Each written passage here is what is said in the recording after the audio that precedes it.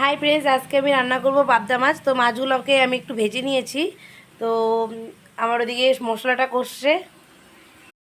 Hi friends, আজকে আমি রান্না করব পাবদা মাছ। দেখো, মাছগুলোকে আমি ভেজে নিয়েছি আর ওইদিকে কড়াই মশলাটা কষছে। তারপর মাখা মাখা বানাবো পাবদা মাছ দিয়ে। চলো তোমরা দেখতে থাকো।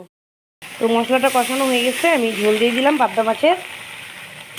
ঝোলটা যখন জাল হয়ে যাবে তারপর মাছগুলো দিয়ে নামাবো।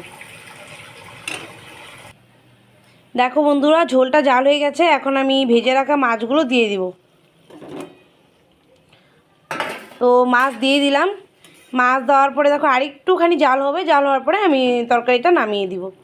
পাবদা মাছগুলোর সাইজগুলো দেখো বন্ধুরা, কেমন দারুণ লাগবে খেতে।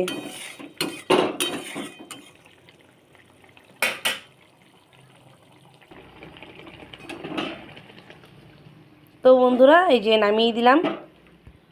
পাবদা মাছ আমার রান্না করা হয়ে গেল। এই দেখো। তো তোমরা কারা কারা এইভাবে পাবদা মাছ রান্না করে খাও অবশ্যই কমেন্ট করে বলবে।